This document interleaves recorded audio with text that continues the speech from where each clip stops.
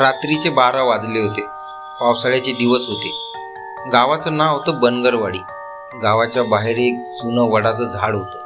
त्या झाडाजवळून रात्री कुणीही सहसा जात नसे, कारण तिथे हडळ दिसते अशी सगळ्या गावात चर्चा होती. त्या गावात गणेश नावाचा एक तरुण राहत होता. तो फार धाडसी होता. भूताखेतावर त्याचा अजिबात विश्वास नव्हता. एके दिवशी गावातल्या म्हाताऱ्या आजोबांनी त्याला सांगितलं, गण्या, रात्री त्या वडाजवळ जाऊ नकोस. तिथे पांढऱ्या साडीतील हडळ फिरते. गण्या हसला आणि म्हणाला, आजोबा, हे सगळं लोकांची अंधश्रद्धा आहे. त्या रात्री त्याने मुद्दाम त्या रस्त्याने जाण्याचं ठरवलं. हातात कंदील घेऊन तो निघाला.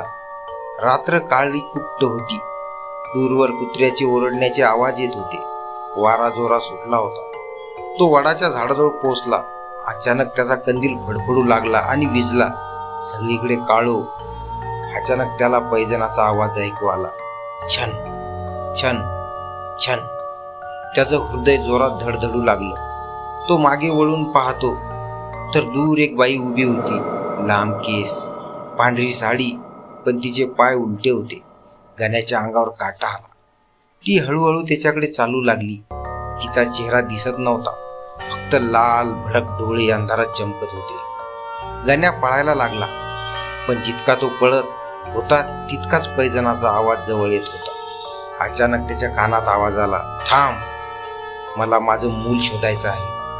गण्या भीतीने थरथरत मागे वळला. ती बाई आता अगदी समोर उभी होती. तिचा चेहरा भयानक होता. डोळ्यातून रक्त वाहत होतं. ती ओरडली, माझं मूल कुठे आहे? गण्या जोरात किंचाळला आणि बेशुद्ध पडला. दुसऱ्या दिवशी सकाळी गावकऱ्यांना तो वडाखाली बेशुद्ध अवस्थेत सापडला. त्याचे केस पूर्ण पांढरे झाले होते. त्या दिवसानंतर गण्या कधीच रात्री घराबाहेर पडला नाही. आणि आजही म्हणतात, बनगरवाडीच्या त्या वडाजवळ रात्री 12 नंतर गेलं तर पैजणाचा आवाज अजूनही ऐकू येतो. छान छान छान.